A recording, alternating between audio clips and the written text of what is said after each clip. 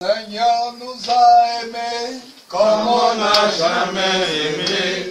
Il nous guide chaque jour comme une étoile dans la nuit. Quand nous partageons le pain, il nous donne son amour. C'est le pain de l'amitié, le pain de Dieu. C'est mon corps, prenez et mangez.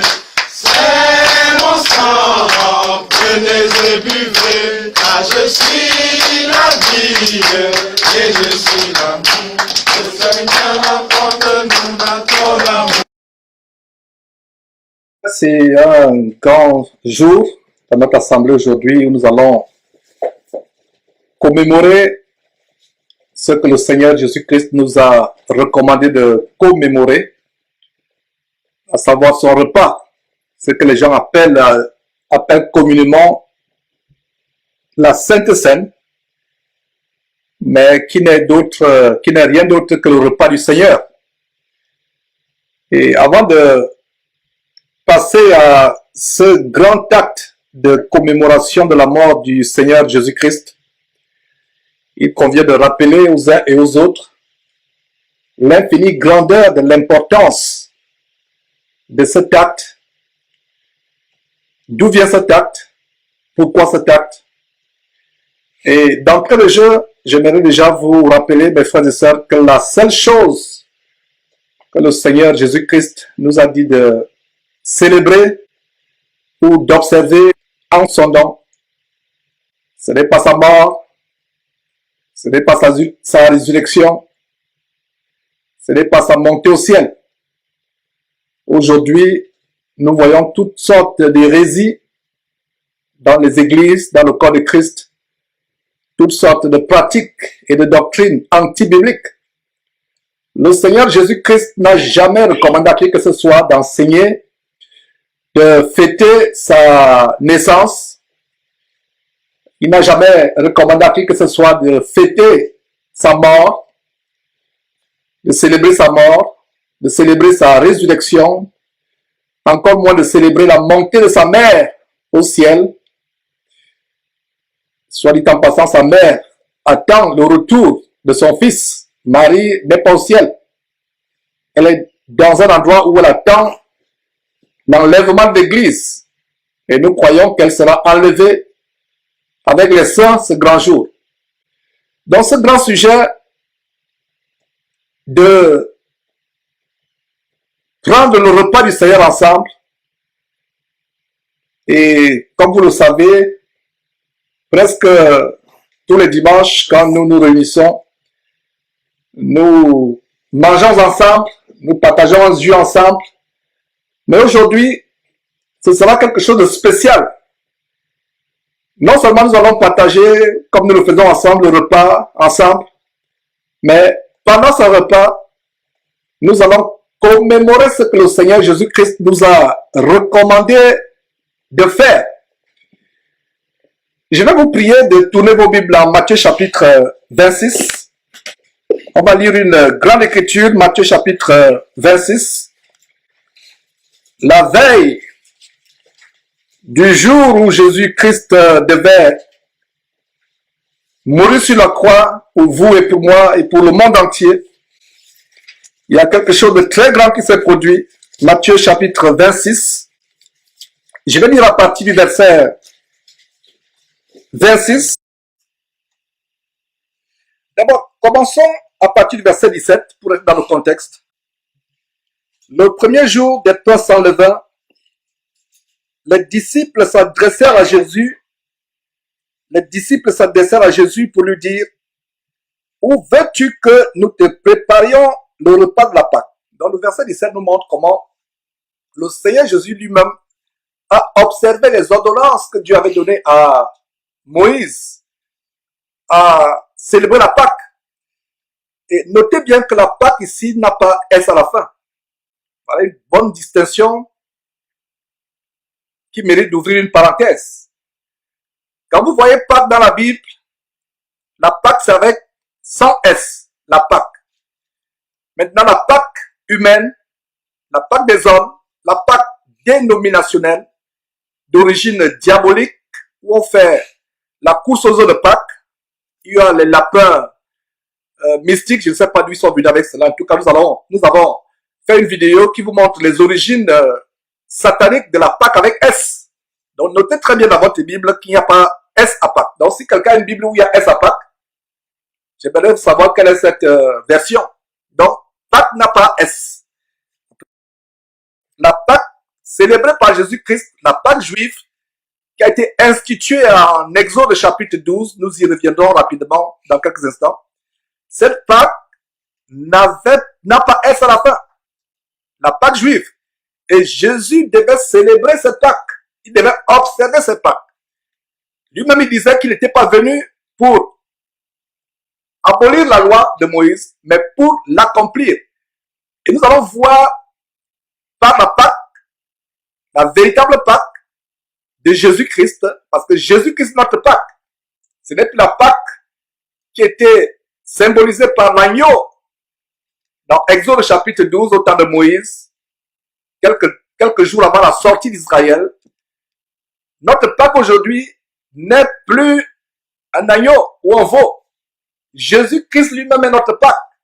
Et nous allons voir que Jésus étant notre Pâque, il a fallu que lui-même observe d'abord la Pâque juive. La Bible appelle notre Seigneur Jésus-Christ l'agneau de Dieu qui ôte les péchés du monde. L'agneau immolé. Et vous pouvez voir dans Apocalypse chapitre 5 comment l'agneau Jésus-Christ va vers Dieu pour prendre le livre qui était de la main de Dieu. Voilà encore un bon chapitre pour vous montrer la distinction entre Jésus-Christ et Dieu son Père. Un bon chapitre qui vous montre que Jésus-Christ n'est pas en même temps son propre Père et son propre Fils. Mais il est Fils de Dieu, il est l'agneau de Dieu. Donc la veille de sa mort sur la croix, où il devait s'offrir un sacrifice comme un agneau sans tache, sans défaut, un sacrifice pour nos péchés, il fallait d'abord lui-même qu'il accomplisse la loi des Juifs. À la Pâque juive, sans S. La Pâque juive sans S. Donc, je vais dire à partir du verset 17. Le premier jour des pains sans levain, les disciples s'adressèrent à Jésus pour lui dire, où veux-tu que nous te préparions le repas de la Pâque? Donc, c'était le repas. Il répondit, allez à la ville, chez un tel, et vous lui direz, le maître dit, mon temps est proche. Je ferai chez toi la Pâque avec mes disciples. Encore Pâque sans S. Verset 19. Les disciples firent ce que Jésus leur avait ordonné. Et ils préparèrent la Pâque. Ils préparèrent la Pâque. Donc il y avait une préparation de la Pâque. Et nous allons voir comment en Exode chapitre 12, il y avait également la préparation de la Pâque.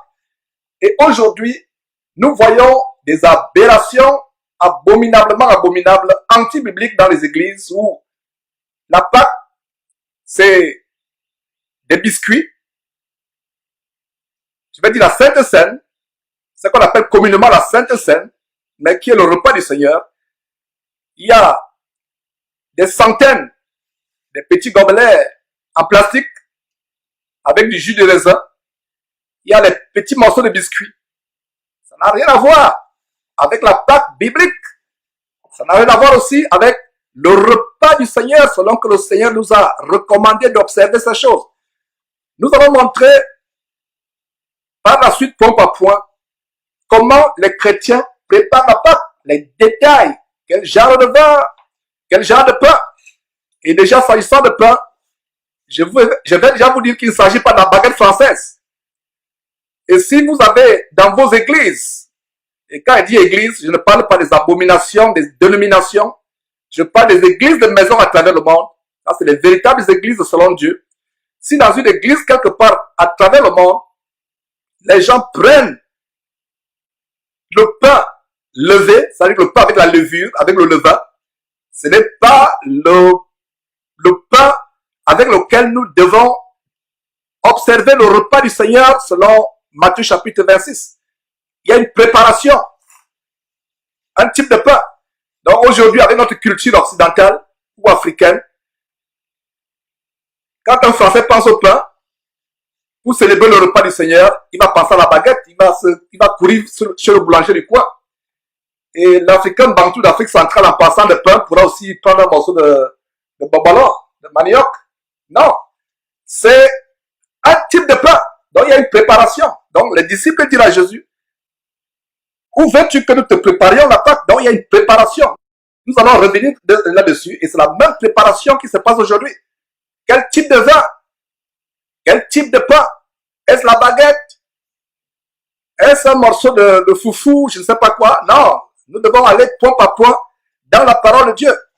Donc ce n'est pas comme dans ces églises, comme je disais, fausses églises où c'est des morceaux de biscuits, les verres en plastique de jus, et on va voir point par point les étapes de la véritable observation du repas du Seigneur.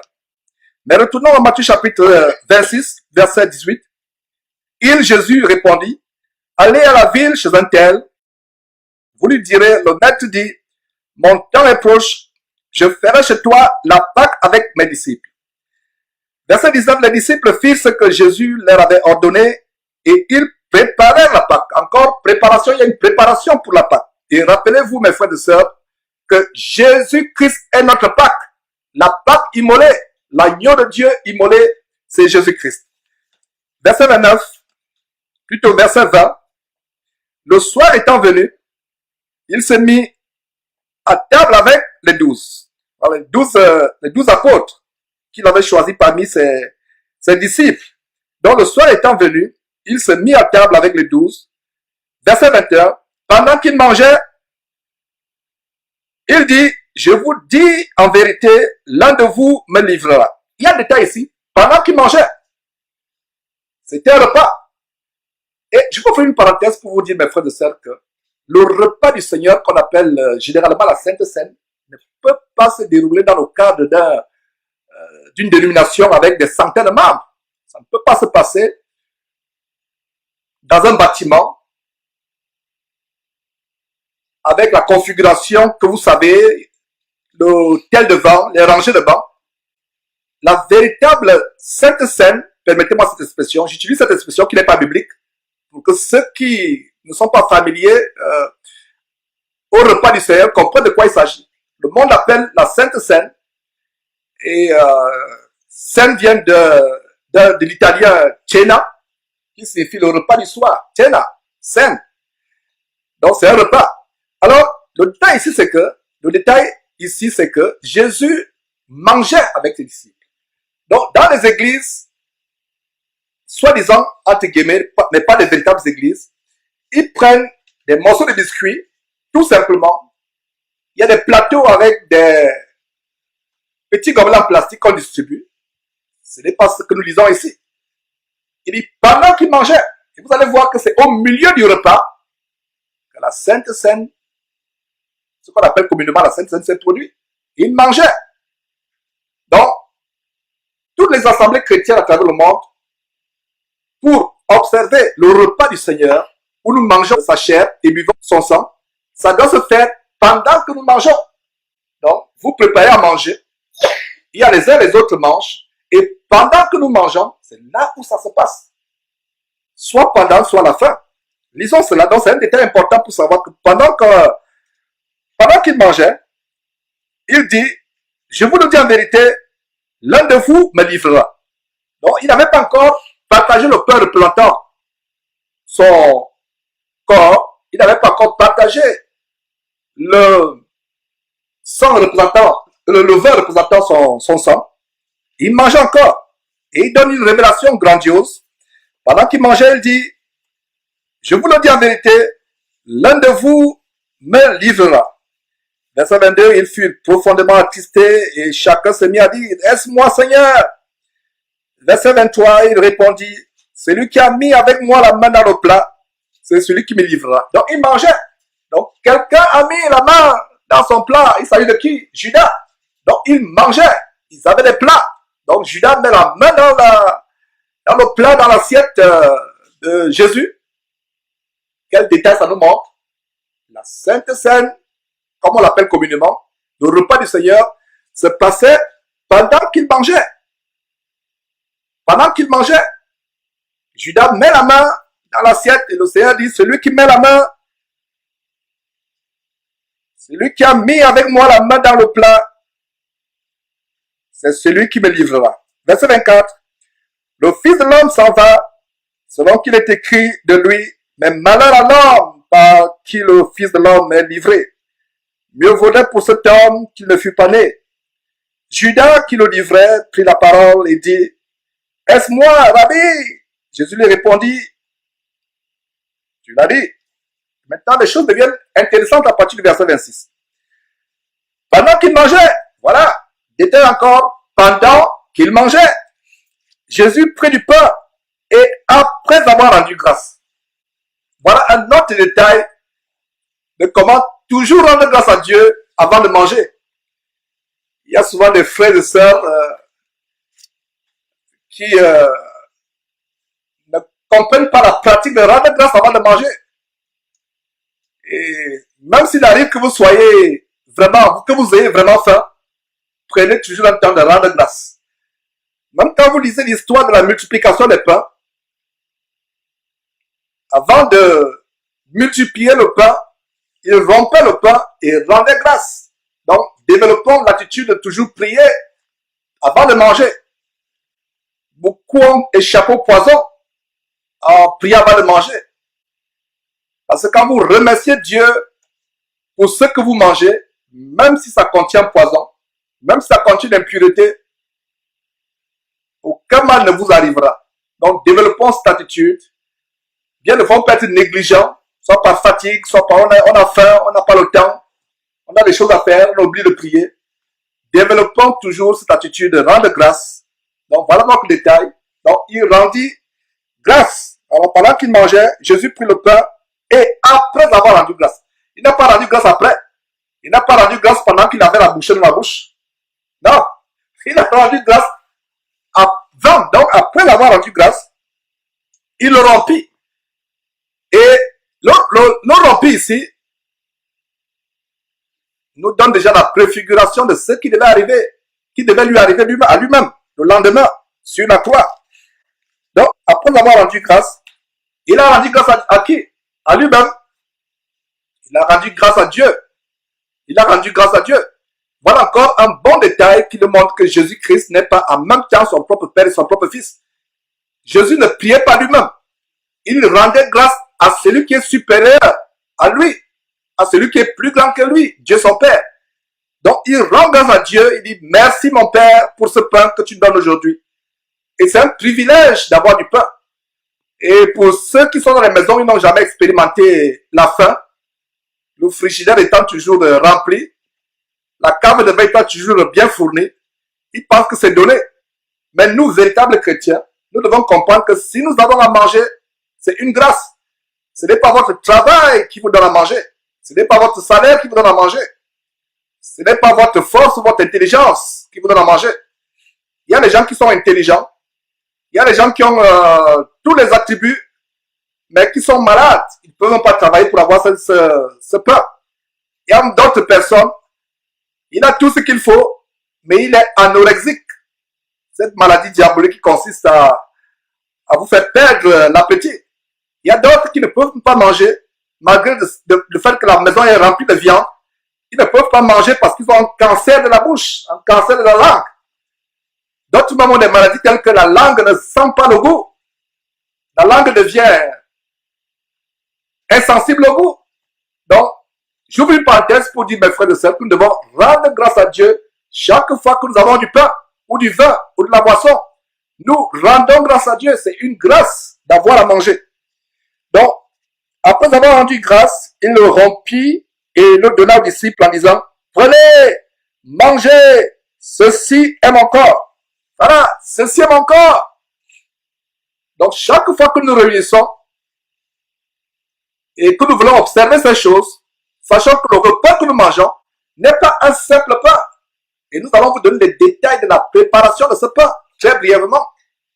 Et je pense que il serait intéressant que les sœurs fassent une vidéo sur comment on prépare le pain avec lequel nous observons le repas du Seigneur. Nous commémorons le repas du Seigneur. Les stratégies, comment faire ce pain, ce serait intéressant. Encore, ce n'est pas la baguette du boulanger du coin. C'est même intéressant que vous faites vous-même votre pain. Une sœur nous a préparé le pain aujourd'hui, nous a préparé le pain. Ce serait mieux que nous-mêmes, nous ayons notre pain.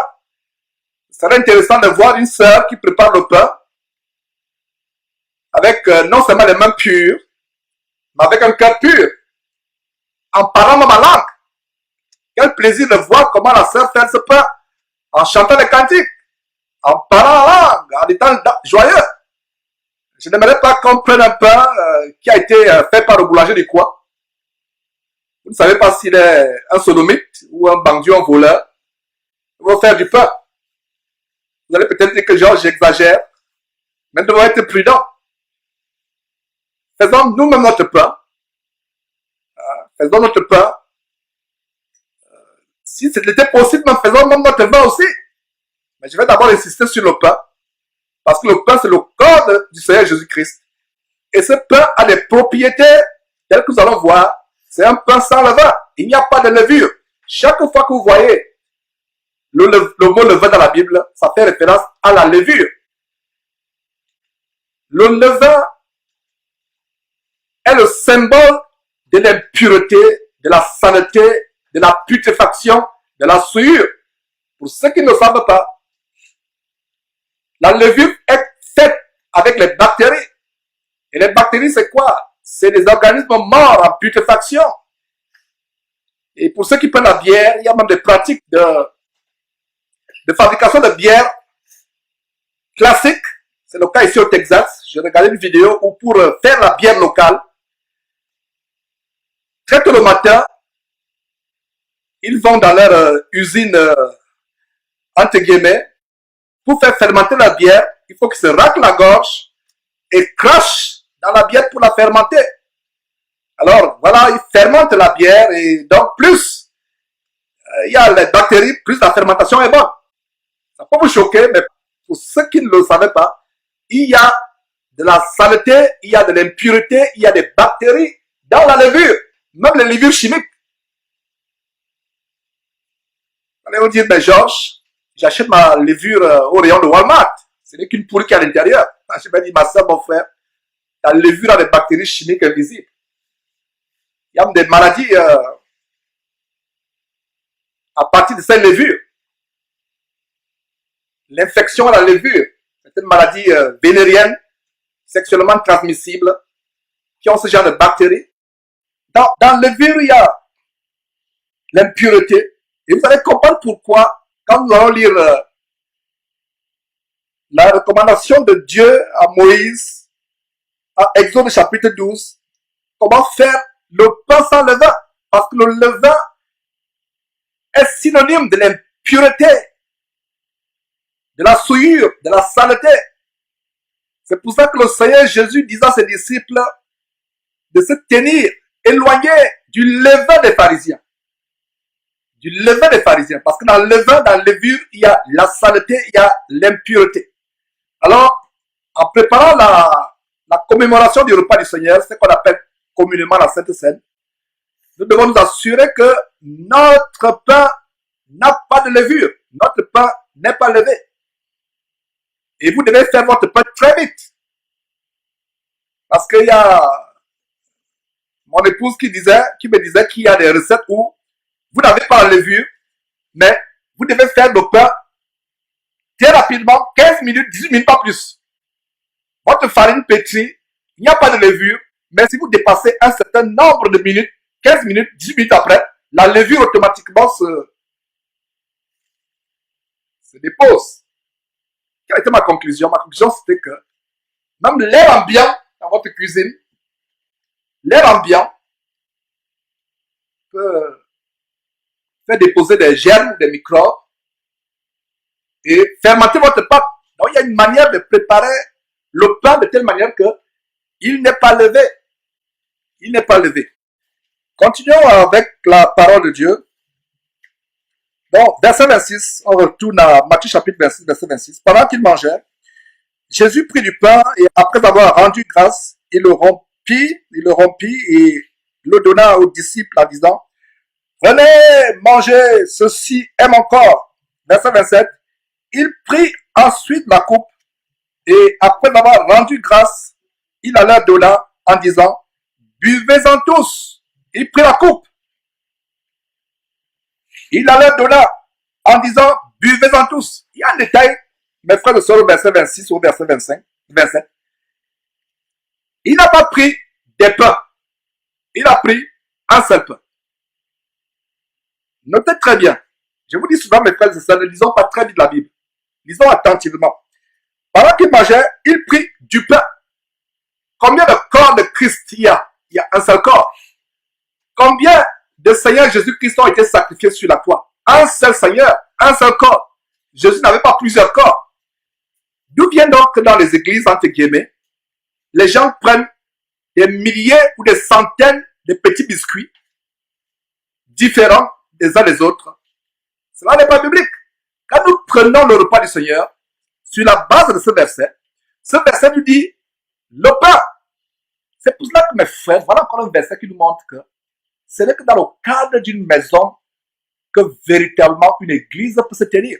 Parce que si vous êtes déjà 200, 300, le pain qui pourra être partagé à 200, 300 personnes, il faut que ce soit un pain gigantesque, il faut que ce soit un pain monstrueux. C'est pour ça que dans le cadre d'une église, de maison, vous êtes une dizaine, une quinzaine, vous pouvez avoir un seul pain, et encore ce n'est pas la baguette. C'est le pain plat des Juifs.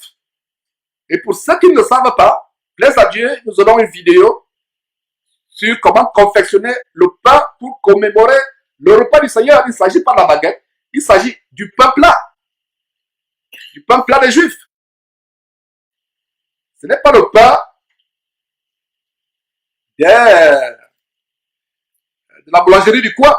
C'est un pain plat qui a une confection spéciale, sans levure, sans levain. On va voir pourquoi en détail. Déjà, je vous ai dit que le levain, c'est le symbole de l'impureté, c'est le symbole de la saleté. Allez faire vos recherches, tapez un peu sur Google levain.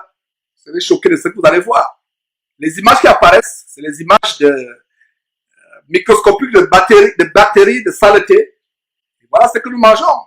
Même il semble que dans les yaourts, pour faire des yaourts, il faut d'abord faire fermenter le lait. Donc il faut mettre quelques gouttes de bactéries, d'impuretés. Voilà le yaourt que vous consommez. Mais détendez-vous, frères et sœurs, si vous êtes coincés, parce que la Bible dit, rendons grâce, mangeons de tout ce qui se vend au marché, sans s'enquérir de rien par motif de conscience. Parce que tout est sanctifié par quoi? Par la prière.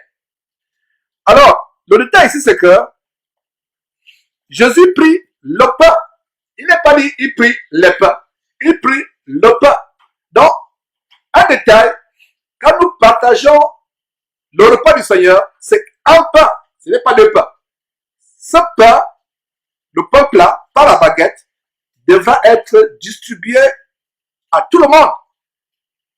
Et vous voyez donc que l'église du Seigneur ne peut pas se réunir dans un hangar, dans un bâtiment où il y a 100 000, il y a 10 000 personnes, 4 000 personnes, 300 personnes. C'est dans une maison. Et comme on va voir, et je l'ai déjà annoncé, c'est au milieu d'un repas. Vous mangez ensemble. Et c'est pendant que vous mangez qu'un frère nous conduit, je dis bien un frère, nous conduit à partager le repas du Seigneur, à partager le vin. Donc, j'espère que j'ai bien expliqué le verset 26 où Jésus prit non pas les pains, mais du pain. Il prit du pain. Le verset 27 dit ensuite une coupe. Combien de coupes?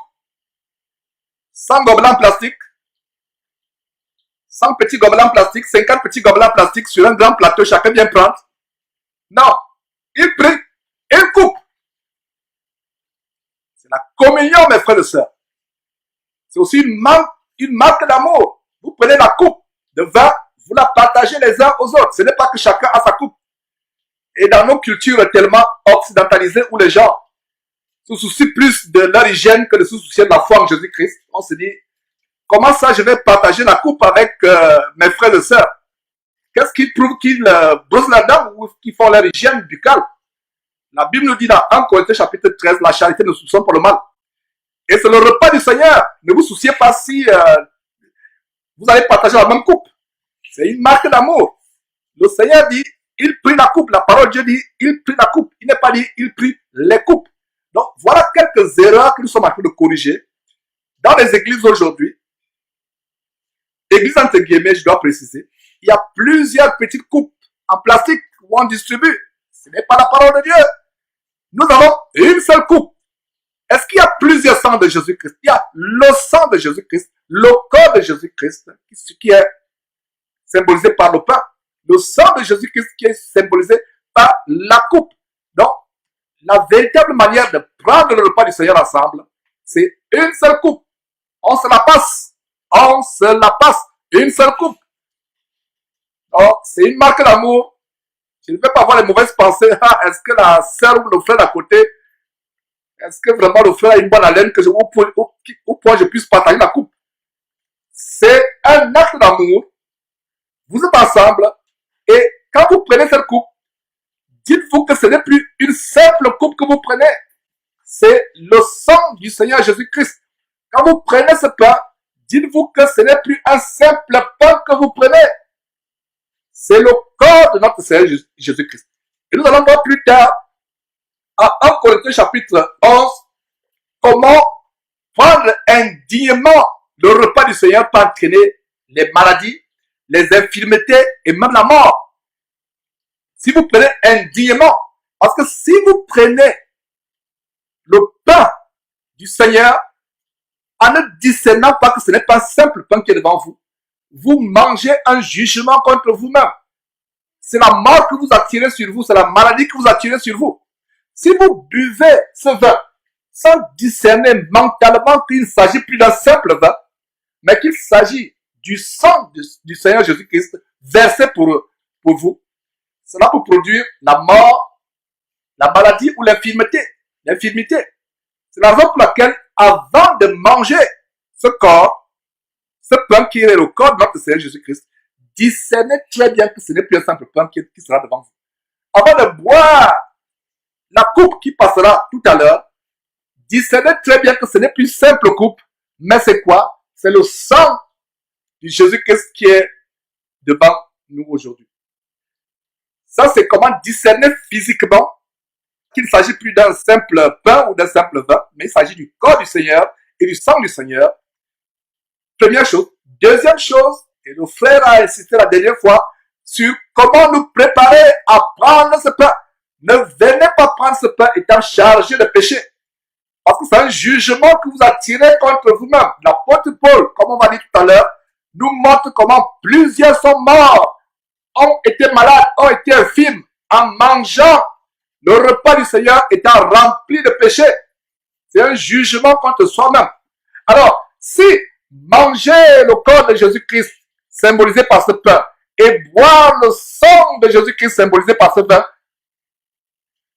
apporte la maladie, la mort et l'infirmité si on le boit indignement, à plus forte raison, mes frères et sœurs, ce corps et ce sang nous apporteront la santé, la délivrance, la guérison des infirmités, la délivrance des maladies. Tout le prenons dignement. Je reprends. Si vous prenez le corps de Christ, vous mangez le corps de Christ indignement, vous buvez le corps de Christ indignement, ça vous apporte la mort, la maladie ou l'infirmité. Maintenant, supposez que vous le preniez dignement comme la Bible le recommande, ça porte la délivrance, la guérison. Il y a des frères et sœurs qui ont confessé, qui ont témoigné comment ils ont été guéris, délivrés de l'infirmité. À cause de quoi? À cause de la manière par laquelle ils ont mangé. Voilà. C'est des grandes choses que nous allons voir. Alors, verset 27, il prit ensuite une coupe, pas plusieurs coupes. Donc, frères et sœurs, aujourd'hui, c'est une coupe. Nous allons la partager. Il n'y aura pas de mouchoir pour essuyer la partie où la personne a mis les lèvres. Nous allons la partager. Et il n'y aura pas que, tu observes très bien où la sœur ou le frère met les lèvres et tu tournes pour boire. Là où on n'a pas mis les lèvres. Ça ne marchera pas parce qu'à la 10e personne, toutes les lèvres vont toucher le pourtour de de la coupe. Et ne vous précipitez pas vous dire que non, je vais boire la première personne. Le frère Sostel qui va nous conduire tout à l'heure, sera au choix. Nous connaissons la nature humaine. Et nous exposons cette nature humaine afin que nous soyons comment transformés par le renouvellement de notre intelligence. Je n'aurais jamais dans ma vie pensé que je pouvais partager une coupe avec une personne autre que mon épouse. Mais une fois que je suis en Christ, je vois mon frère, je vois ma soeur, surtout quand nous partageons. Il n'est pas dit maintenant que tous les jours vous allez partager les jus ensemble, etc. Non, nous parlons du repas du Seigneur. Parce que ce n'est plus une simple coupe que nous avons.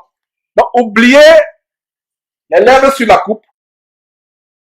Nous devons savoir qu'une fois que nous partageons ce vin et ce pain, ce n'est plus un simple vin, ce n'est plus un simple pain. Voilà, pain et vin. Alors, car ceci est mon sang, le sang de l'alliance qui est répandu pour plusieurs pour la rémission des péchés. Il y a même également la rémission des péchés. La rémission des péchés. Je vous dis, verset 29, je vous le dis, le Seigneur Jésus termine en disant, je vous le dis, je ne boirai plus désormais de ce fruit de la vie jusqu'au jour où j'en boirai du nouveau avec vous dans le royaume de Dieu. Dans le royaume de Dieu. Il y a un détail ici, la parole de Dieu parle du produit de la vie.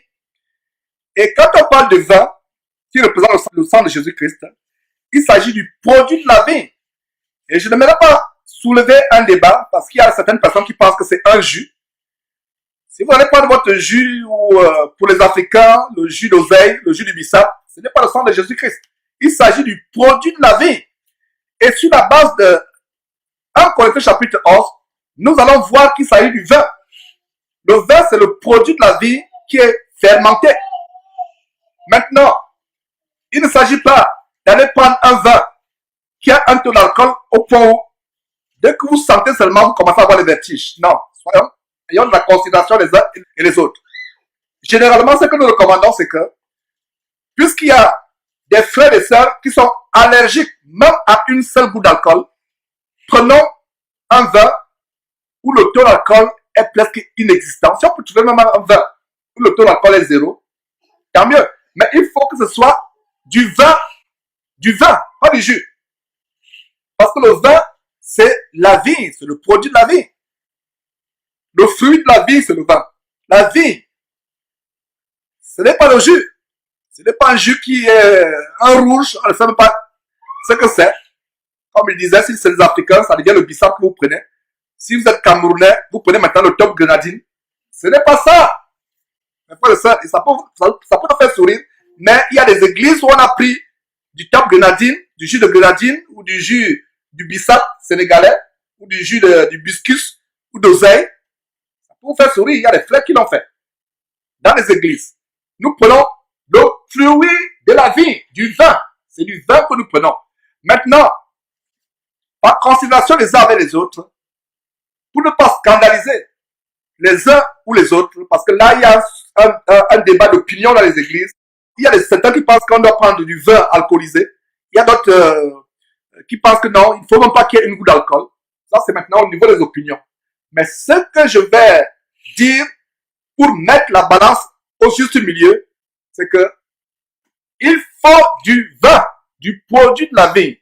Maintenant, si dans l'assemblée, il y a un frère ou une sœur qui est allergique à la moindre goutte d'alcool, cherchons un vin, avec le produit de la vie fermenté, où le degré d'alcool est presque inexistant.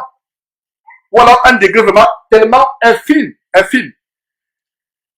Parce que nous ne devons pas scandaliser les uns ou les autres. Nous devons avoir de la considération, c'est aussi un acte d'amour. Mais il faut que ce soit du vin. Et en prenant ce vin, même s'il y avait un degré minimal d'alcool, comprenons qu'il ne s'agit plus d'un simple vin. Comprenons qu'il s'agit du sang de Jésus-Christ. Ce vin n'est plus un simple vin. Voilà, ce n'est plus un simple vin. Voilà donc le détail par rapport au vin. Allons rapidement à Exode chapitre 12. Avant Exode chapitre 12, il y a quelque chose que j'aimerais mentionner. J'allais oublier un détail ici. Il y a tellement de choses dans la Bible. C'est le Saint-Esprit qui nous guide. Il y a un détail au verset 30. Matthieu chapitre 26, verset 30. Après avoir chanté les cantiques, ils se rendirent à la montagne des Oliviers. Donc ils étaient en communion, ils ont chanté les cantiques. Et nous voyons, comme je vous ai annoncé, Exode chapitre 12, d'où le repas du Seigneur célébré en Matthieu chapitre 26 prend sa source. Et vous connaissez comment Dieu a fait sortir puissamment son peuple d'Égypte, son peuple Israël d'Égypte, après 400 ans d'esclavage. Par la main puissante, les a fait traverser la mer Rouge à sec, les a mis à l'abri des 10 plaies qu'il envoyait sur les Égyptiens à cause de la rébellion, de l'endurcissement du cœur de Pharaon. Comment ils sont sortis puissamment d'Égypte. Je vous recommande de lire tout le livre d'Exode pour en savoir plus. Mais aujourd'hui, pour les besoins de notre enseignement, nous allons voir comment la Pâque a été instituée. N'oubliez pas que Jésus-Christ est notre Pâque. Et nous voyons que cette Pâque, Jésus étant l'agneau de Dieu qui ôte le péché du monde, cette Pâque a été instituée en Exode chapitre 12. Nous pouvons lire, l'Éternel dit à Moïse, donc c'est une instruction de Dieu à Moïse. Ça a été établi par Dieu. Donc l'Éternel dit à Moïse, ce n'est pas Moïse lui-même qui a pris l'initiative d'instituer cela. C'est un détail très important, verset 1. L'Éternel dit à Moïse et à Aaron, dans le pays d'Égypte, ce mois-ci sera pour vous le premier des mois. Il sera pour vous le premier mois de l'année. Parlez à toute l'assemblée d'Israël et dites, nous sommes au verset 3, Exode chapitre 12, verset 3, parlez à toute l'assemblée d'Israël et dites, le 10e jour de ce mois, on prendra un agneau pour chaque famille, un agneau pour chaque maison. Un agneau, voilà, un seul agneau. Je parlais du pain tout à l'heure, un seul pain, représentant le corps de Jésus-Christ. Un seul agneau, un seul agneau. Verset 4, si la maison est trop peu nombreuse pour un agneau, on le prendra avec son plus proche voisin. Selon le nombre de personnes, vous compterez pour cet agneau d'après ce que chacun peut manger. Ce sera un agneau sans défaut, mâle, âgé d'un an. Vous pourrez prendre un agneau ou un chevreau. Verset 6, vous le garderez jusqu'au 14e jour de ce mois, et toute l'assemblée d'Israël l'immolera entre les deux soirs. Vous voyez le parallélisme entre l'immolation de l'agneau au temps de Moïse et d'Aaron et l'immolation de Jésus-Christ sur la croix, le sacrifice de Jésus-Christ. Donc, verset 6, et toute l'assemblée d'Israël l'immolera entre les deux soirs. Verset 7, on prendra de son sang et on mettra sur les deux poteaux et sur le linteau de la porte des maisons où on le mangera. Cette même nuit, on en mangera la chair rôtie au feu. On la mangera avec des pains sans levain et des herbes amères. On mangera avec des pains sans levain. Et en considérant les recherches, j'ai fait quelques recherches très rapidement, et je découvre que, selon les historiens, les Égyptiens font partie des premières civilisations qui avaient inventé la pratique du levain, de la levure. Incroyable. Et ils faisaient la levure avec quoi?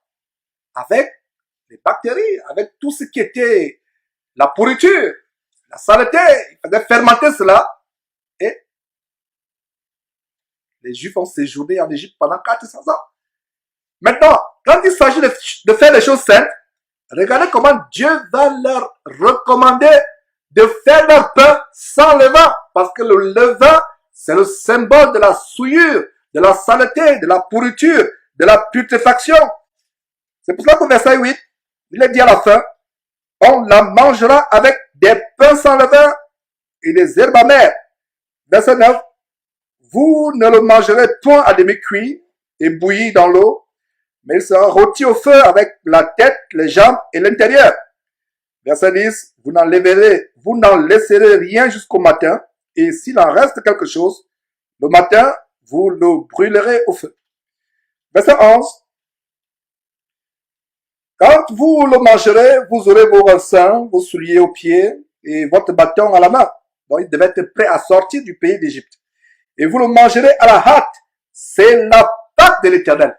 Notez encore ici que Pâque n'a pas S. Il n'y a pas un verset biblique dans la Bible où Pâque a S. La Pâque avec S, c'est la Pâque des œufs de Pâque.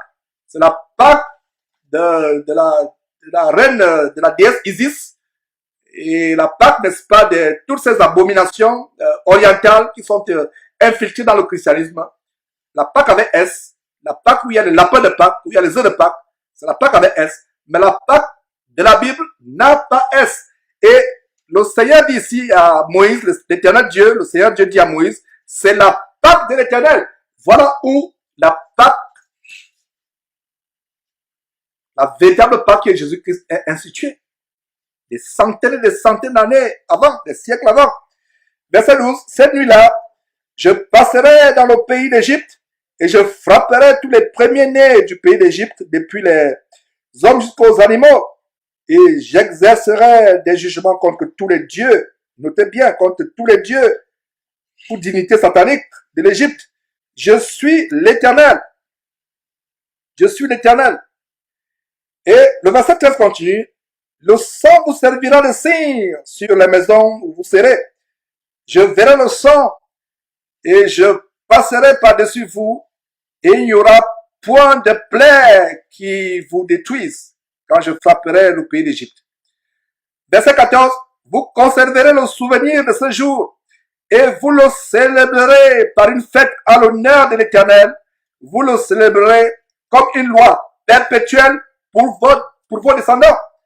C'est la même loi qui continue avec Jésus-Christ. Vous voyez comment la parole de Dieu est merveilleuse. C'est une loi perpétuelle. Mais aujourd'hui, il ne s'agit plus d'aller prendre un agneau, parce que ceux qui continuent à célébrer la Pâque juive crucifient, piétinent la crucifixion de Jésus-Christ, crucifient, piétinent, crachent sur l'œuvre grandiose de rédemption et de salut accomplie par Jésus-Christ sur la croix. Donc, en célébrant la Pâque, si vous allez prendre un morceau, si vous allez prendre un chevreau, un agneau, vous rendez la mort de Jésus-Christ vaine. Il y a encore des chrétiens qui se judaïsent, qui observent la Pâque juive. Allez suivre encore ce documentaire qu'on a fait sur le mur de Lamentation, les chrétiens qui retournent au judaïsme, qui embrassent les coutumes juives. La véritable Pâque immolée, c'est Jésus-Christ. Aujourd'hui, en célébrant la Pâque, la seule chose que nous observons, c'est le pain qui est le corps de Jésus-Christ et le vin qui est le sang de Jésus-Christ. Et il y a un détail ici. Regardez comment les maisons sur les linteaux ou les portes desquelles on avait badigeonné le sang, la mort ne pouvait pas frapper. Quel bonheur aujourd'hui de savoir que le sang de Jésus, quand nous le prenons dignement par cette coupe que nous allons boire tout à l'heure, ça éloigne la mort de nos maisons. Incroyable, frères et sœurs. Si le sang de l'agneau, imaginez-vous un simple agneau, sans défaut bien sûr, un simple agneau tout de même, un animal, simplement, pouvait faire que Dieu éloigne la mort de la maison, à combien plus forte raison, le sang de Jésus-Christ que nous prenons dignement ne chassera-t-il pas la mort de nos vies, la mort de nos maisons, la maladie de nos vies, la maladie de nos corps? Est-ce que vous comprenez le grand mystère? Le sang de l'agneau était tellement puissant pour épargner la mort des Juifs qui étaient en Égypte. Qu'en est-il du sang, pas de l'animal, mais le sang merveilleux de Jésus-Christ, un sang précieux, sans défaut, sans tache, le sang du Fils de Dieu? Vous comprenez pourquoi ce qu'on appelle couramment la Sainte Seine, le repas du Seigneur, le pain qui symbolise son corps, le sang qui symbolise, le vin qui symbolise son sang. Vous voyez comment ça nous apporte la délivrance de la mort. Qu'un sorcier ait envoyé la maladie contre toi, la mort contre toi, si tu prends le sang de Jésus-Christ, comme on le prend tout à l'heure, le vin, symbolisé par le vin, ça te délivre de la mort. Et vous pouvez lire par la suite, et il y a un détail avant de sortir de là, verset 19. Pendant 7 jours, il ne se trouvera point de levain, il ne se trouvera point de levain dans vos maisons, car toute personne qui mangera du pain levé sera retranchée de l'assemblée d'Israël, que ce soit un étranger ou un indigène. Ouais, au verset 8 de ce même chapitre, chapitre 12 d'Exode, il devait manger le pain sans levain. Non seulement il devait s'abstenir du levain, quand il mangeait ce pain, le pain sans levain, le verset 19 va même plus loin en disant que pendant 7 jours, il ne se trouvera point de levain dans vos maisons. Et déjà à ce niveau, vous comprenez pourquoi le Seigneur a dit qu'il ne doit pas avoir de levain dans leur maison pendant 7 jours. C'était un moment exceptionnel où il devait se purifier. Donc le levain ne devait pas se retrouver dans leur maison. Et le levain, la levure d'origine bactérienne, symbolisant l'impureté, la souillure, la saleté, la putréfaction, la levure ne devait même pas se trouver dans leur maison. Vous comprenez donc pourquoi, quand les vrais chrétiens prennent le vrai repas du Seigneur, ils prennent un pain sans levain, en symbole. Derrière ce pain sans levain, nous avons l'absence d'impureté, l'absence de souillure, l'absence de saleté. Voilà le symbole derrière le pain sans levain.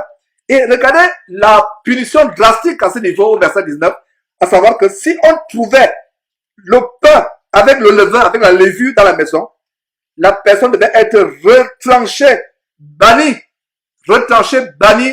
de l'assemblée d'Israël. C'était une punition drastique, n'est-ce pas? Donc vous comprenez pourquoi notre pain aujourd'hui ne doit pas avoir de levain. C'est un symbole. Et non seulement physiquement, le pain que nous mangeons, quand nous commémorons ce qu'on appelle la Sainte Seine, le repas du Seigneur, ne doit pas avoir le levain, mais aussi n'ayons pas de levain dans notre cœur. Parce que ça ne sert à rien qu'une des sœurs nous prépare un bon pain juif comme au temps de Jésus. C'est possible d'avoir des pains comme au temps de Jésus, avec une pierre. Parce qu'il y a des pierres même, où vous pouvez trouver des pierres comme des pierres juives, où vous pouvez mettre ce genre de pierre ou soit dans votre cour arrière, sur le feu de bois. Même il y a même des pierres sur lesquelles vous pouvez faire ce pain et mettre dans votre four, afin d'avoir un pain plat. Et donc, ce pain ne doit pas avoir de levure. Donc, ça sert à quoi que vous preniez un pain qui n'a pas de levure, qui n'a pas de levain, mais s'il y a le levain dans votre cœur, s'il y a la levure dans votre cœur, c'est pour ça que le Seigneur Jésus disait à ses disciples, méfiez-vous du levain des pharisiens. Allez lire le chapitre 23 de Matthieu, vous allez voir qu'est-ce qui caractérise les pharisiens. L'orgueil, imbu de leur personne, l'hypocrisie, faire leurs actions pour être bien vus des hommes, au dehors des sépulcres blanchis au dehors, bien ornés, mais à l'intérieur, plein de rapines, d'excréments et toutes sortes de fientes. Voilà la caractéristique du pharisien. Pour fermenter le pain avec la levure doit avoir de la bactérie. Alors, tout ce qui est à l'intérieur, la bactérie, les mauvaises pensées fermentent vos cœurs et mettent la bactérie, la levure dans vos cœurs. Les mauvaises actions. Donc, ne prenez pas le pain du Seigneur avec une vie de mensonge, avec une vie de mauvaises pensées, une vie de vol, d'adultère, de manque de pardon. C'est pour ça qu'avant de prendre le repas du Seigneur, il est conseillé aux frères et sœurs de s'examiner soi-même, de se repentir s'il y a un péché qui subsiste encore dans votre cœur, dans votre vie. Parce que si vous prenez le repas du Seigneur, ayant la levure dans votre cœur, c'est un jugement contre vous-même. Donc, il y a la levure physique. Notre pain, la préparation de notre pain, c'est un pain sans levure. Mais il y a aussi la préparation spirituelle. Parce que vous prenez un pain qui représente le corps du Seigneur Jésus-Christ, qui n'a pas de levain, qui n'a pas de levure. Mais vous avez la levure dans votre cœur, dans votre vie. Ça veut dire que non seulement ce pain sans levain sera contaminé par cette levure, en fait vous aurez la levure au carré.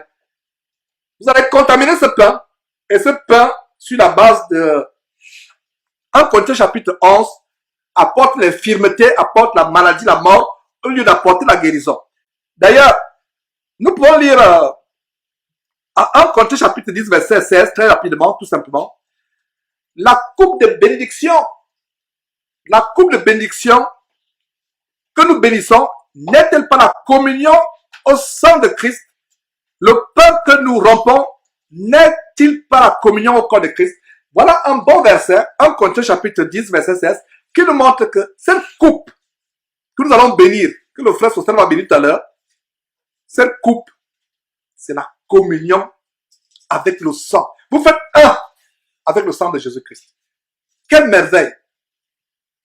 1 Corinthiens chapitre 10, verset 16, la coupe de bénédiction que nous bénissons, n'est-elle pas la communion au sang de Christ? Vous faites un avec le sang de Jésus-Christ. Donc, quand vous allez prendre ce vin, ce n'est plus simple coupe qui sera devant vous. Vous entrez en communion avec le sang de Jésus-Christ. Et le pain que nous allons rompre, que le frère va rompre tout à l'heure, nous allons partager, ce ne sera plus un simple pain. Par ce pain, nous entrons en communion avec le corps de notre Seigneur Jésus-Christ. Nous formons un. Nous formons déjà spirituellement un avec le Seigneur Jésus-Christ, avec les autres frères et sœurs en Christ à travers le monde. Mais c'est un symbole qui renforce encore cette communion. Donc, nous établissons véritablement cette communion avec le Seigneur Jésus-Christ quand nous allons prendre ce pain. Nous établissons la communion avec Jésus-Christ quand nous allons prendre ce sang. Ça veut dire que le sang de Jésus-Christ, nous devenons un avec ce sang. C'est pour ça qu'après avoir pris le repas du Seigneur, selon ce que nous sommes en train de partager, vous sortez de là, vous n'êtes plus la même personne. Ce n'est pas comme à l'époque, on le prenait de manière rituelle dans l'abomination catholique dans laquelle j'ai passé les premières 20 années de ma vie. Et vous voyez comment les gens prennent ce morceau de biscuit, ils se concentrent, vous avez l'impression qu'ils sont constipés, qu'ils se mettent à trembler, ils pensent qu'il y a un mystère derrière. Ils ne comprennent rien. Il y a d'autres personnes, quand la personne prend ce morceau de biscuit, lèche même les miettes qui tombent de manière rituelle. Un bon pharisien, ils ne savent même pas ce qu'il y a derrière. Je faisais partie de ces gens-là. J'étais là tellement pieux, j'avais l'impression que c'est quelque chose d'extraordinaire. Que j'étais dans l'ignorance. Mais aujourd'hui, nous comprenons véritablement que le véritable pain que nous partageons, qui symbolise le corps de Jésus-Christ, c'est un pain sans levain. Ce n'est pas un morceau de biscuit, c'est un pain petit, la farine, mais sans levain. Et le sang, c'est le vin que nous prenons. Vous pouvez aussi lire ce détail en Luc chapitre 22, verset 19, où le Seigneur Jésus donne la recommandation de faire cela en mémoire de lui. Luc chapitre 22, verset 19. Ensuite, Jésus-Christ, prit du pain et après avoir rendu grâce, il le rompit et le leur donna en disant, ceci est mon corps qui est donné pour vous, faites ceci en mémoire de moi. Vous pouvez aussi lire la suite. Donc, c'est le seul passage. Ce passage nous montre comment nous devons observer ces choses en mémoire. C'est comme ce qu'on a lu en Exode chapitre 12, verset 14, que ça devait être une fête à l'honneur de l'Éternel, une célébration comme une loi perpétuelle pour vos descendants. Et c'est la même chose qui se passe aujourd'hui, que nous continuons, que nous poursuivons. Donc Jésus dit, faites ceci en mémoire de moi, en mémoire de moi. Donc nous le faisons en mémoire du Seigneur Jésus-Christ. Terminons par 1 Corinthiens chapitre 11. Je vous annonçais 1 Corinthiens chapitre 11 et je vous disais que c'est effectivement le verset sur lequel je m'appuie pour montrer qu'il s'agit du vin. Il ne s'agit pas du jus, il s'agit du vin quand nous prenons la Sainte Seine. Et nous allons aussi avoir un détail qui nous montre comment nous devons prendre le repas du Seigneur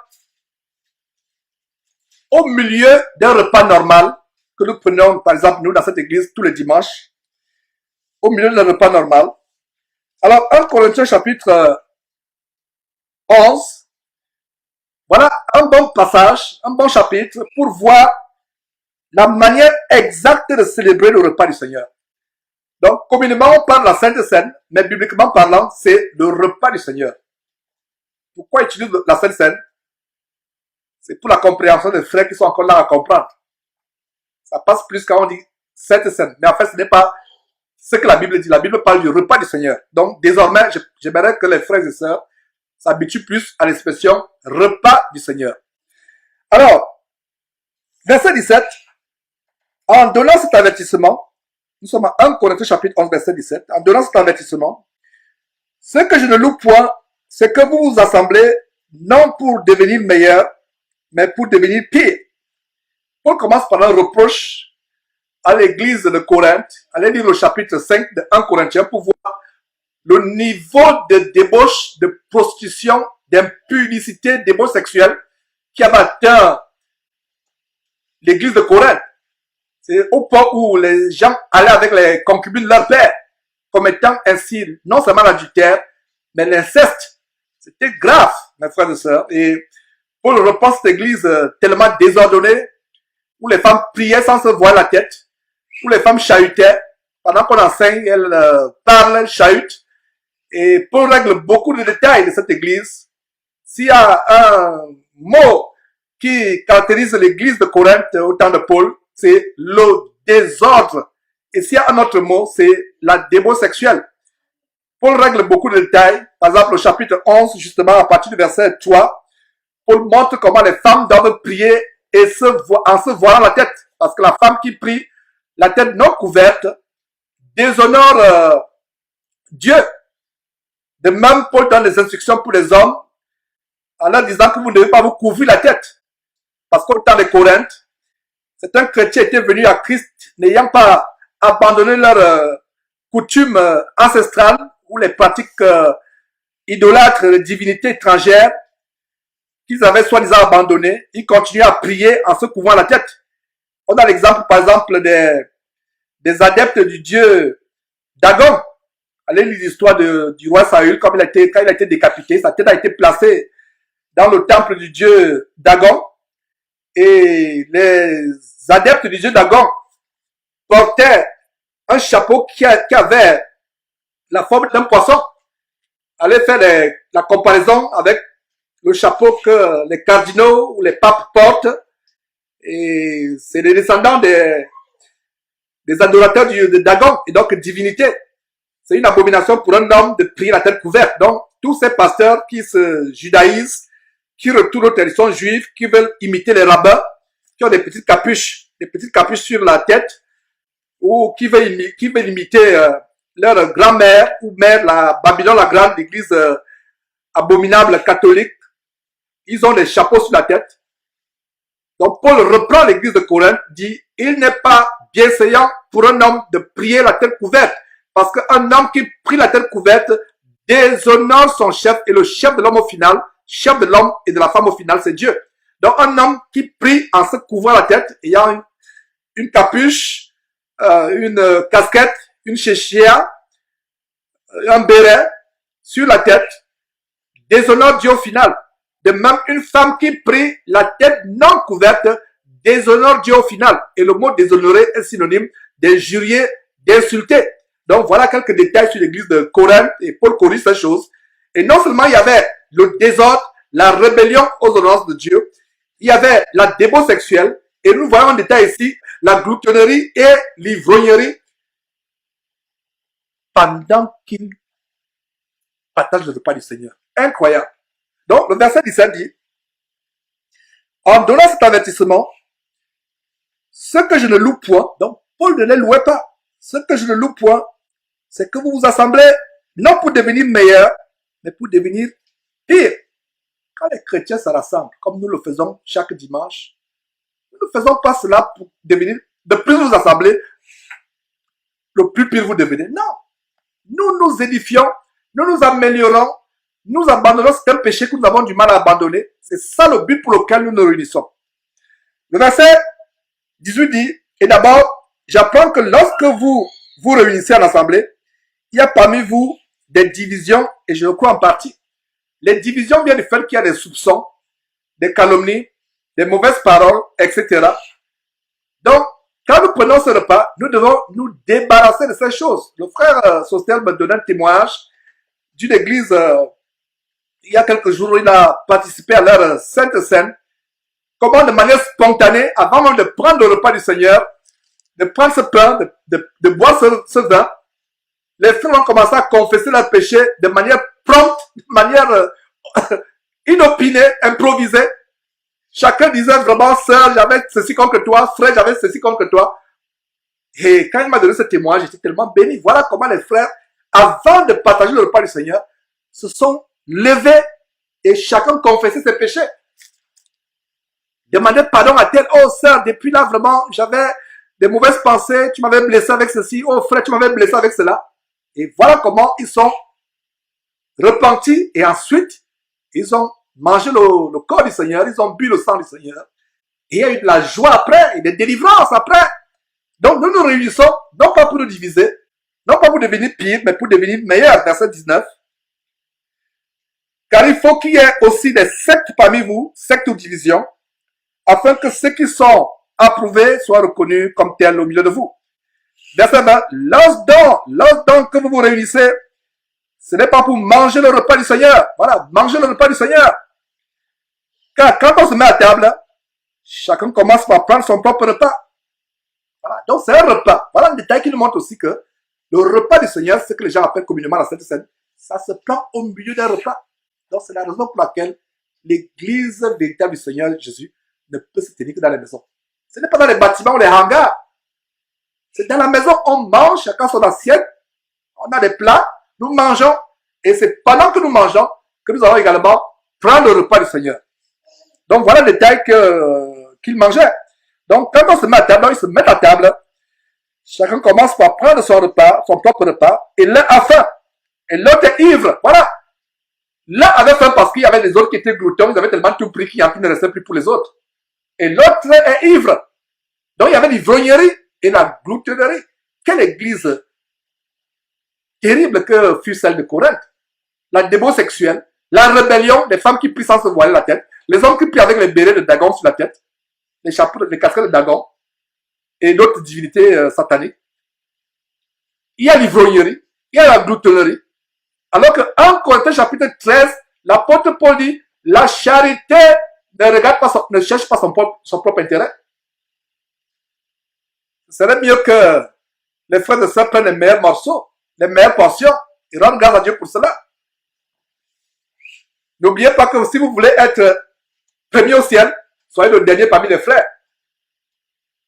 Voilà, il y a des murmures dans des assemblées. Je rends grâce à Dieu de ce que nous n'avons pas de tels murmures ici avec nous. Tels les autres ont mangé, ils ont tout mangé, on n'a rien eu. Les autres ont eu les meilleurs morceaux, on n'a rien eu. On a eu vraiment que des os. Ça vous fait rire. Mais j'ai expérimenté les choses comme ça dans les assemblées. Il y a eu des assemblées chrétiennes, il y a eu des bagarres à cause de la nourriture. Les gens bagarrent après. Sur la boisson. Ils se bagarrent. Combien de bouteilles de bière sont restées? D'abord, qu'est-ce que les bouteilles de bière font pendant que les gens célèbrent le repas du Seigneur? Il y a des églises, mes frères et sœurs. Je ne sais pas, qu'en est-il de vous, mais j'ai eu de terribles expériences dans les abominations que j'ai fréquentées par le passé. D'autres, même après la Sainte Seine, disent, allons célébrer ça dans une boîte de nuit, le soir. Incroyable. Alors que c'est le moment où vous devez être dans le recueillement, dans la piété. Ce n'est pas que vous avez, le jour où vous prenez la Sainte Seine, une vie pieuse devant les frères. Il y a d'autres personnes, quand vous les voyez prendre la Sainte Seine, vous les voyez, ils sont tellement, vous avez l'impression de voir un ange qui est descendu du ciel devant vous. Mais lundi, le lendemain, la personne prend son manteau d'impudique, de pécheur, de menteur, de voleur ou de prostituée. Ne faisons pas cela, mes frères et sœurs. Donc, verset 21, car quand on se met à table, chacun commence par prendre son propre repas et l'un a faim, tandis que l'autre est ivre. Nous devons nous assurer que tout le monde a à manger. L'un a faim, l'autre est ivre. Donc, le vin qui était pour le repas du Seigneur était devenu pour eux maintenant un moyen d'être ivre. Voilà un détail que ce vin avait de l'alcool. Mais ce vin n'est pas pour que vous deveniez ivre. Ce vin, c'est pour commémorer le sang de Jésus-Christ. Ce n'est pas que s'il y a une coupe, vous buvez les 7 dixièmes de la coupe Vous seul. Non, vous serez ivre si le taux d'alcool n'est pas minime. Verset 22. N'avez-vous pas de maison pour y manger et boire? Donc, il bagarre sur la nourriture. Ou méprisez-vous l'église de Dieu? Je rends grâce à Dieu de ce que de telles choses ne se passent pas ici. C'est-à-dire que méprisez l'église de Dieu. Et faites-vous honte à ceux qui n'ont rien. Que vous dirai-je? Vous louerai-je? En cela, je ne vous loue point. Voilà la réprimande que Paul leur donne de la part de Dieu, leur apporte de la part de Dieu. Verset 23. Car j'ai reçu du Seigneur. Paul ne dit pas qu'il a reçu de lui-même. Verset 23. Car j'ai reçu du Seigneur ce que je vous ai enseigné, c'est que le Seigneur Jésus, dans la nuit où il fut livré, rappelez-vous que quand ils ont chanté les cantiques, comme on a vu à Matthieu chapitre 26, après avoir pris ce repas, après avoir pris ce pain qui était son corps, bu ce vin qui était son sang, ils ont chanté les cantiques et ils sont allés au mont des Oliviers. Et Judas, qui avait mis le plat avec lui, s'est retiré quelque temps pour aller prendre les chefs du peuple pour venir saisir Jésus au mont des Oliviers où il était en prière avec les apôtres. Donc, verset 23, Paul continue en disant, car j'ai reçu du Seigneur ce que je vous ai enseigné, c'est que le Seigneur Jésus, dans la nuit où il fut livré près du pain, verset 24, et après avoir rendu grâce, Paul rappelle l'importance de rendre grâce, ce que Jésus avait fait, et après avoir rendu grâce, le rompit et dit, ceci est mon corps qui est rompu pour vous. Faites ceci en mémoire de moi. Verset 25, de même, après avoir soupé, il prit la coupe et dit, cette coupe est la nouvelle alliance à mon sang. Donc, après avoir soupé, regardez un peu le détail. C'est après avoir soupé qu'il prend la coupe, pas les coupes, pas plusieurs gobelets en plastique, la coupe. Il prit la coupe, une seule coupe, et dit, cette coupe est la nouvelle alliance à mon sang. Faites ceci en mémoire de moi toutes les fois que vous en boirez. Donc, on fait cela en mémoire du Seigneur Jésus-Christ. Verset 26. Car toutes les fois que vous mangez ce pain et que vous buvez cette coupe, vous annoncez la mort du Seigneur jusqu'à ce qu'il vienne. Jusqu'à ce qu'il vienne. Voilà l'importance de manger le corps du Seigneur Jésus-Christ et de boire le sang du Seigneur Jésus-Christ. Nous annonçons sa mort. Et sa mort apporte la vie. Sa mort apporte la délivrance. Verset 28. Que chacun donc s'éprouve soi-même et qu'ainsi il mange du pain et boive de la coupe. Nous devons nous éprouver. Vous ne pouvez pas venir seulement vous asseoir là, manger ce pain, boire ce vin, sans vous éprouver. Que chacun s'éprouve lui-même. Verset 29. Car celui qui mange et boit sans discerner le corps du Seigneur, mange et boit un jugement contre lui-même. Nous n'aimerons pas que quelqu'un ici présent boive et mange un jugement contre lui-même. C'est tellement grave. Verset 30. C'est pour cela qu'il y a parmi vous beaucoup d'infirmes et de malades et qu'un grand nombre sont morts. Donc voilà ce que je vous annonçais. Vous mangez sans discerner. Vous mangez sans vous éprouver. Ça produit la maladie, l'infirmité et la mort. Maintenant, si vous mangez et buvez dignement, ça produit quoi? La guérison, la délivrance, la protection contre la mort. Exactement comme au temps des enfants d'Israël en Égypte. Quelque temps avant qu'ils n'en sortent. Verset 31. Si nous nous jugeons nous-mêmes, nous ne serions pas jugés. Verset 32. Et les gens disent, oh, on ne juge pas. Ne nous jugez pas, frère. Vous nous jugez trop. Vous êtes des experts en jugement. La Bible dit, nous devons nous-mêmes nous juger. Le jugement est possible. Et plaise à Dieu, nous aurons les enseignements sur le jugement biblique. Il y a des chrétiens qui n'aiment pas ce mot. Tu juges, ne me juge pas. Le jugement est biblique. Et ça va commencer par nous-mêmes, nous juger. Que dit la parole de Dieu? Si nous nous jugeons nous-mêmes, nous ne serons pas jugés. Et une bonne partie du livre de Corinthiens, c'est un jugement contre l'église de Corinthe. Et aujourd'hui, on va vous dire que les frères ne doivent pas juger les autres. Je me demande quelle Bible les gens lisent. Donc, nous devons nous-mêmes nous juger pour éviter que les autres nous jugent. verset 32, mais quand nous sommes jugés, nous sommes châtiés par le Seigneur. Regardez très bien. Quand nous sommes jugés, qui juge? Ta conscience est la première personne qui va te juger. Allez lire encore 1 Corinthiens chapitre 5 au sujet de l'homme qui sortait avec la femme de son père.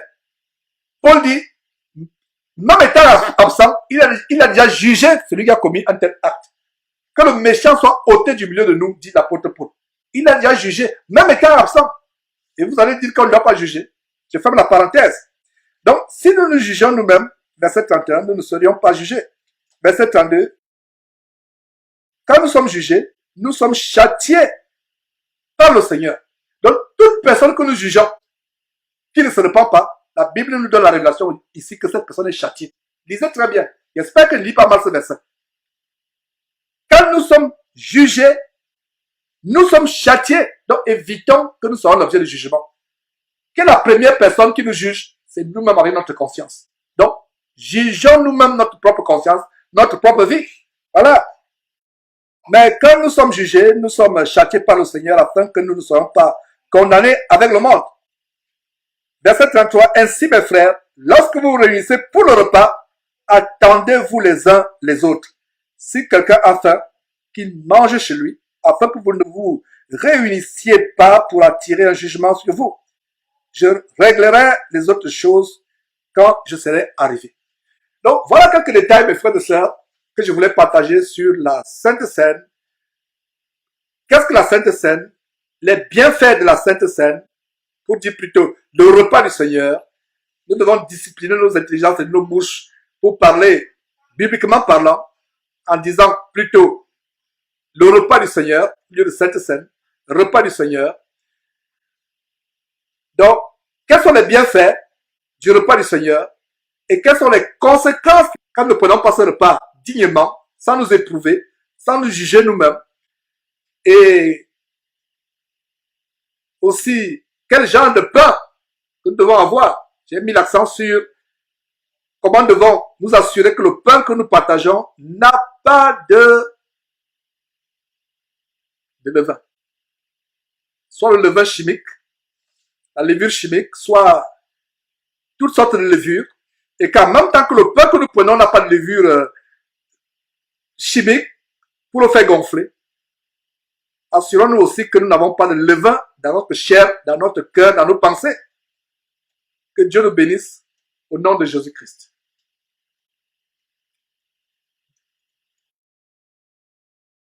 Seigneur nous a aimés Comme on n'a jamais aimé, il nous guide chaque jour comme une étoile dans la nuit. Quand nous partageons le pain, il nous donne son amour. C'est le pain de l'amitié, le pain de Dieu. C'est mon corps, prenez et mangez.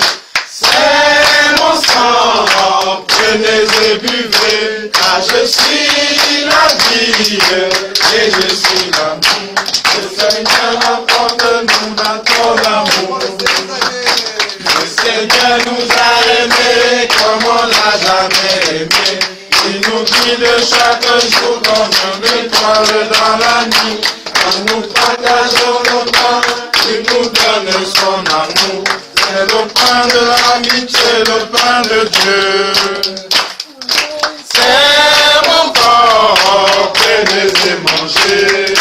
C'est mon sang, prenez et buvez. Car je suis la vie et je suis l'amour. Le Seigneur emporte-nous dans ton amour. Le Seigneur nous a aimés comme on n'a jamais aimé. Il nous guide chaque jour comme une étoile dans la nuit. Quand nous partageons le pain, il nous donne son amour. C'est le pain de l'amitié, le pain de Dieu. C'est mon sang, prenez et mangez. C'est mon sang, prenez et buvez. Car je suis la vie et je suis l'amour. Le Seigneur emporte-nous dans ton amour. Voilà. Oh Seigneur. Seigneur, apporte-nous dans ton amour.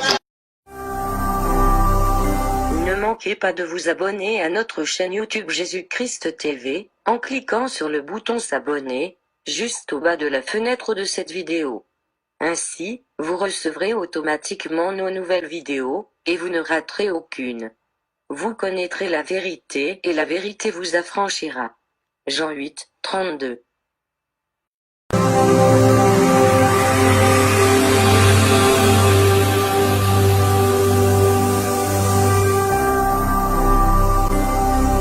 Jésus-Christ TV,